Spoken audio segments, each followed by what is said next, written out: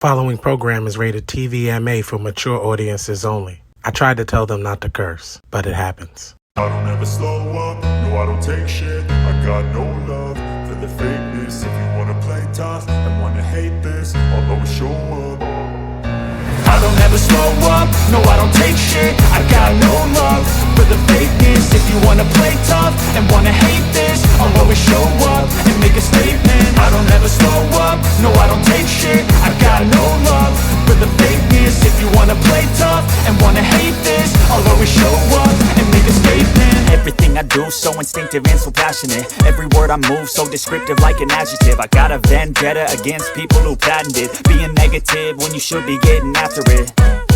I got facts over tracks, this and that spit. Welcome back, it's your guy Dan, The Statement, and this is your Friday Night Smackdown review for May the 2nd, 2025. This show was watchable. It was watchable. It wasn't, a lot didn't happen on the show, but it was still entertaining. It was just not what we expected from the show we got last week. And shout out to those guys in the main event for last week. You guys pulled it off, and it showed. They played vignettes all night of that great triple threat ladder match. So congratulations, you guys. That should have been on WrestleMania. Said it on the pod, said it in real life. Damn. So tonight we start out with LA Knight. Walking through the back, you see Damian Priest get into it with Solo and Jacob Fatu, and LA Knight comes to the ring, cuts a promo on what happened last week. And even though Priest screwed him, he knew he wasn't trying to. Priest music gets up, and Priest comes down and says he didn't want to screw LA Knight, and he didn't. I saved you. Solo destroyed you, and then basically you were going to get pinned, so I saved that. I saved you from that loss. So yeah, but in the process, Drew McIntyre is now the number one contender.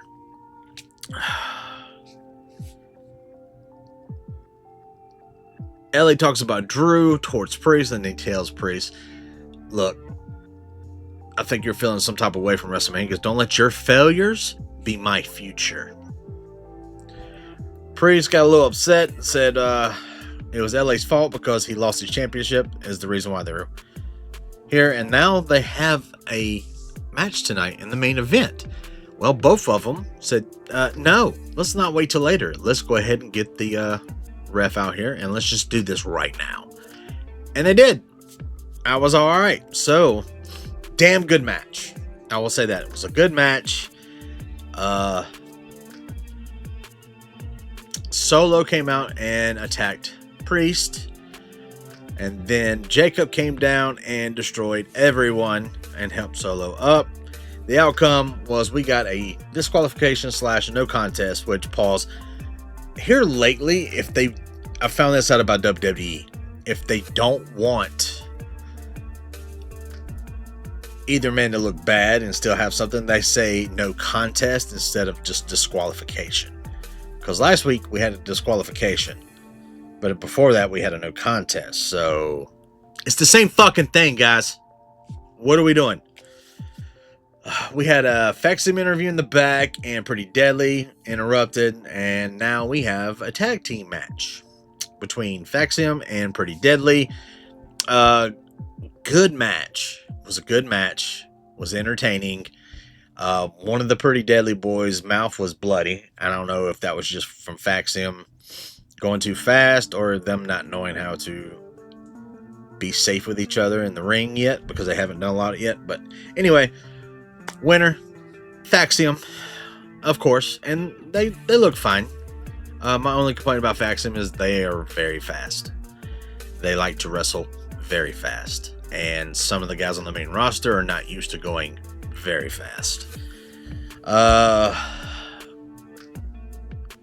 Nia Jax came out to cut a promo, said that now she was sitting at home, recouping, refreshing, getting her mind mentally ready for coming back and taking back what's hers.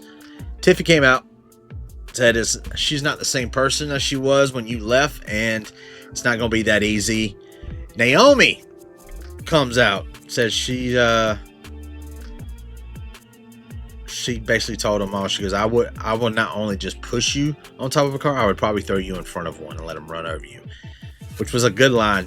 Good line. The fans were actually reacting very well to Naomi, and I am as well.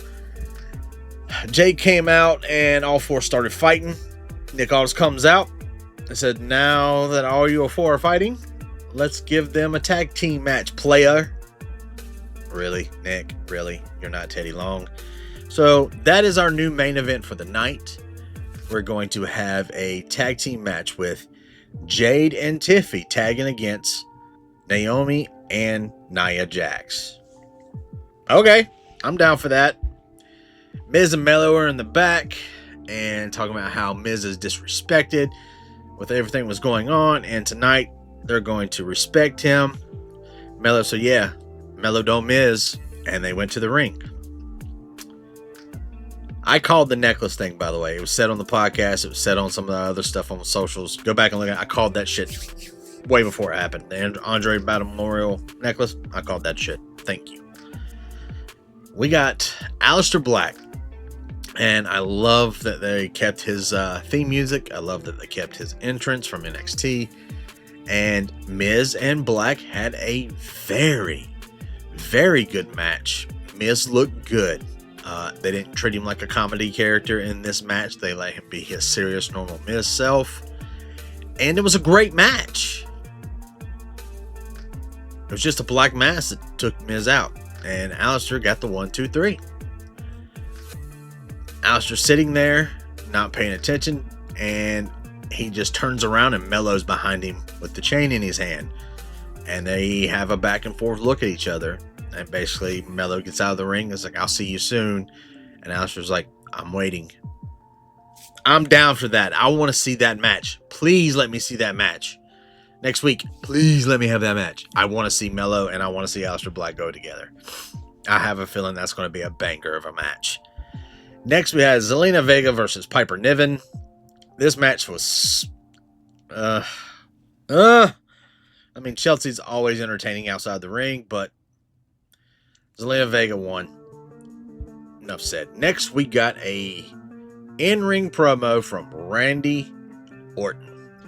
And basically, blah, blah, blah, does his normal thing, goes down the history of him and John, and then says, when it comes to Backlash, I'm going to punt your Lego head off your shoulders with a punt kick.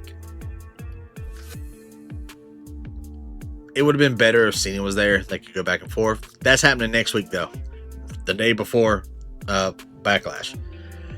Next, we had Santo Escobar versus Rey Fenix. And I love the Lucha Bros. I love Rey Fenix. His career is great. What they did in the ring. And every promotion he's been a part of. But I just don't think Santos was a good... fit for this match with him. There was something not there. It was an entertaining match, but just felt like the chemistry was off. This would be like most people's bathroom break match. But yeah, Santos he lost to Phoenix, which was great. They're building up Rey Fenix, which was happy. Talked about this in the beginning of the show. They played a vignette promo video of the greatest ladder match since Jeff Hardy and Undertaker, in my opinion. They showed the triple threat between DIY, Motor City Machine Guns, and the Street Profits. They had some good music with it, had good moments in it. They were throwing on the screen about, this source says this about the match, all this. I enjoyed that match. It is probably one of my favorite matches of the year so far. And we're almost halfway through the year. So, our main event. Jade and Tiffy take on Naomi and Jax. Jade comes out first. Does her beautiful thing. Tiffy comes out. Jax comes out. And Naomi gets the last of the thing. And Naomi's music is... not as what you think it would be. It's very hard rock, very almost like metal. And just like Rhea sings her song, Naomi started singing her song. I love Naomi's new gimmick. I love that the fact that she is now a full-blown heel. She is doing heel tactics. She's acting different. I enjoy this. Please keep that up. Match was decent. Very decent. Very decent. I was very surprised at how Jade reacted in the ring to Jax. She hasn't really had much in-ring time with Jax. I'm not a fan of Nia Jax. You guys know this. I think that she does not need to be a wrestler. I think she's a horrible person. I'm sorry. She just doesn't know how to wrestle. And yeah, I said it on the podcast. I've said it many times. I am not a fan of Nia Jax. Was not a fan of Tiffy until she started with the Money in the Bank briefcase. But Jade picked up the win here, which I was very surprised that they let Jade. She actually licked Naomi's face. And I got hints of like Mickie James vibes off of that. And I was like, oh no, that's so cringe to me. And so Jade wins. The ref raises her hand. She raises Tiffy's hand. And then the ref goes to hand Tiffy the belt. And Jade snatches the belt, puts it on her shoulder. That's a no-no. She's looking at it, and then she looks at Tiff, smirks, takes the title off, hands it over. But they start doing this tug of war thing. And then Naomi hits Jade into Tiff. And Naomi picks up the women's championship and holds it up. And the crowd actually cheered. I enjoyed this. Like I said, the matches were great. It was just something about the vibe of the show I was not a fan of. A lot of the dead air. I don't know what it was. It was just not a lot happened on the show to push forward Backlash. The only cool thing that did happen that I enjoyed that added more layers to it is in the back, Nick Aldis was sitting there talking to Solo and Jacob. And Solo tells, Nick Aldis, look, we didn't cause the issue with the match. They did that first. We were just retaliating tonight. He goes, all that. And then Nick goes, well, it should be a triple threat match. And Jacob's looking at him, and then Solo goes, look. I know what you're doing. You're trying to screw over him. He goes, so you know what? He goes, the rightful challenger should be Drew McIntyre. And he's like, you know what? You're right. So we're going to have a fatal 4-way. And then Jacob does his normal thing, like, I'm all gas, no brakes with it.